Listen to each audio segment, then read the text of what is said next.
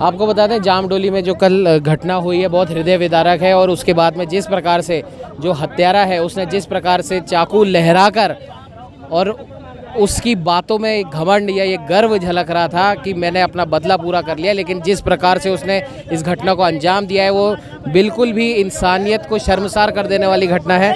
उनके परिवारजन यहाँ हमारे साथ में बैठे हैं, उनसे हम बात करने की कोशिश करेंगे। भाई कल की जो घटना हुई है क्या आप कहना चाहोगे? मुझे नहीं पता, मैं नहीं था यहाँ। बात करने नहीं था तो जो भी होगा बात करने। मुझे मेरा भाई चाहिए, मुझे मेरा भाई चाहिए। मेरे से बात करो, मेरे भाई को, उसको है ना प्यार से उसको प्रेम से बुला के उसको कंधे पे उसको 2 लड़के आए मेरे घर के आगे से उसको लेके गए, प्यार से लेके गए, उसको गाड़ी के आगे ले जाके उसका कत्ल करा, उसको खींच के खूब रोड तक लाए। मेरे भाई को मेरे थोड़े से घर के सामने से मेरे भाई को बेहोश पटक गए। मेरा भाई हाथ पैर पटक रहा था, मेरे हाथों में मेरे भाई के प्राण निकले। इंसाफ तो दिलाना होगा, इंसाफ तो मेरे भाई को चाहिए, इंसाफ चाहिए। कुछ भी करो मेरे भाई को इंसाफ चाहिए। मैंने मेरे भाइयों को खून का लत हाथों में उठाया है, मैं सब्र नहीं करूंगी, सब्र नहीं करूंगी। मेरे भाई को इंसाफ दो, कुछ भी करो। 18 घंटे से ज्यादा टाइम हो गया, 18 घंटे से ज्यादा हो गया, मुजरिम गिरफ्तार नहीं है, जबकि मुजरिम का भी पता है। भाई मुजरिम का पता नहीं होता तो फिर भी हम सोचते डिटेन करने में टाइम लगेगा, उसकी फोटो नाम सब पता है, और 18 से 20 घंटे हो गए कोई कार्रवाई नहीं हो रही। पुलिस वैसे ही डिटेन कर रही है, तो ऐसे नहीं होगा, तत्काल कार्रवाई करे। और राजस्थान सरकार पीड़ित परिवार को 1 करोड़ रुपए का मुआवजा और एक सरकारी नौकरी की घोषणा तत्काल करे। आपने देखा कि जिस प्रकार से ये परिजन यहाँ पर बैठे हैं, उनके रिश्तेदार यहाँ पर बैठे हैं और इनका साफ तौर से ये कहना है कि जिस प्रकार की ये घटना हुई है, घटना बिल्कुल भी हम कह सकते हैं कि किसी भी तरीके से इस घटना के बारे में हम कह सकते हैं कि जितने भी लोग यहाँ पर मौजूद हैं वो सब इस घटना की निंदा कर रहे हैं। और इस प्रकार की घटना अगर यहाँ पर होती है वो भी इस इलाके में, तो वो वाकई में निंदनीय है और इंसानियत को शर्मसार कर देने वाली घटना है।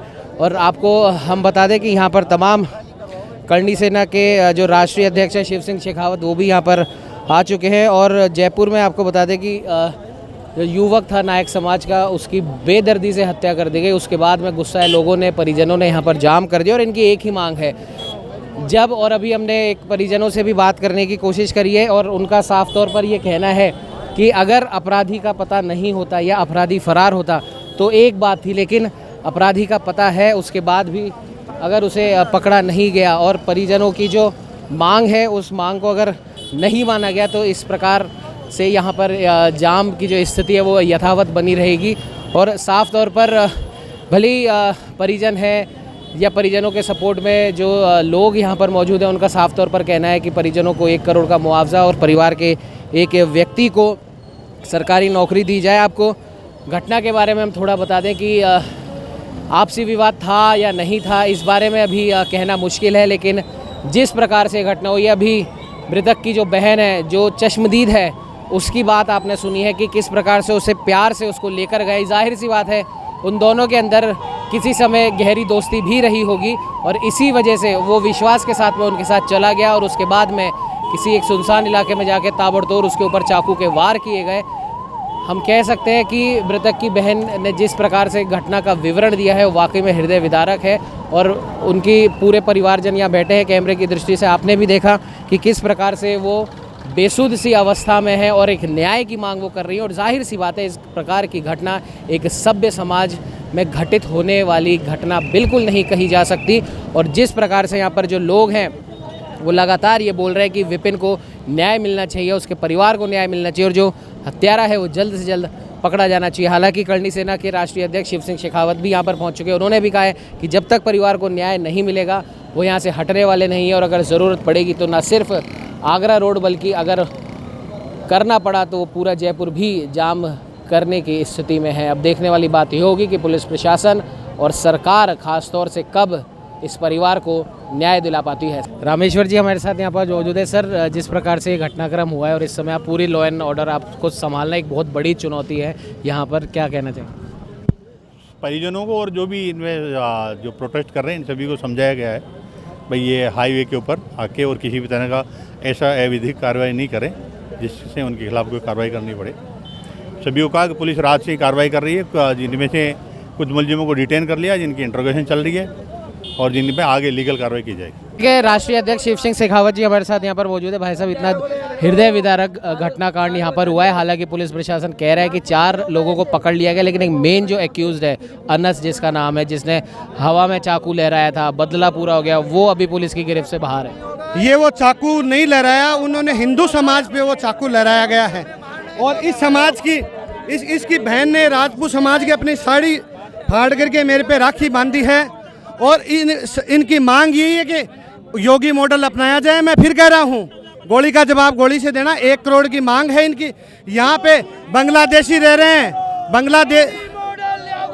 बांग्लादेशी रह रहे हैं, नशे का व्यापार कर रहे हैं, यहाँ पे वेश्यावृत्ति का काम कर रहे हैं, यहाँ पे मर्डर्स का काम कर रहे हैं। यहाँ बंद होना चाहिए और इस समाज में कमाने वाला एक ही आदमी था, ये मांग होनी चाहिए, गोली का जवाब गोली से देना चाहिए। सिंह जी, अभी पुलिस प्रशासन से हमारी बात हुई है, जिस अनस ने इस कांड को अंजाम दिया है उसी अनस को कुछ 7 या 8 महीने पहले इसी प्रकार के किसी मामले में, हालांकि वो मर्डर का तो नहीं था लेकिन आपस में लड़ाई झगड़े के मामले में पुलिस ने उसका जुलूस भी निकाला था, लेकिन कानून की लचीलेपन का फ़ायदा उठा के कोर्ट से जमानत लेके वो बाहर आ गया और 7-8 महीने बाद उसने ये कांड कर दिया।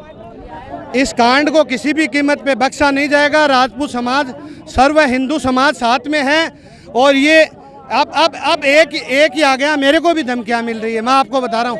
यहाँ पे इन आतंकवादियों को गोली का जवाब गोली से देना पड़ेगा। आप सोचो ना, हम लोग कहीं पाकिस्तान में थोड़ी बैठे हैं, चक्कू लहराया जा रहा है, डराया जा रहा है। यहाँ पे मैं सुन रहा हूँ नशे का व्यापार हो रहा है, वेश्यावृत्ति का व्यापार हो रहा है।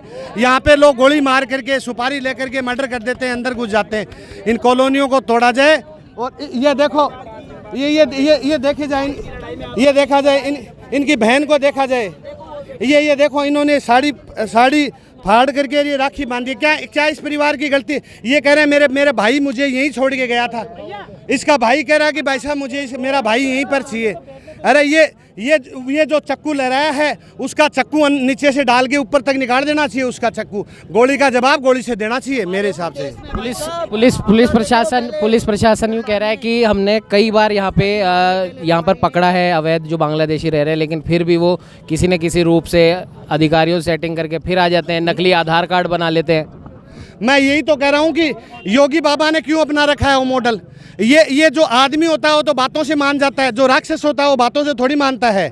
उसको तो गोली का जवाब गोली से ही देना पड़ेगा।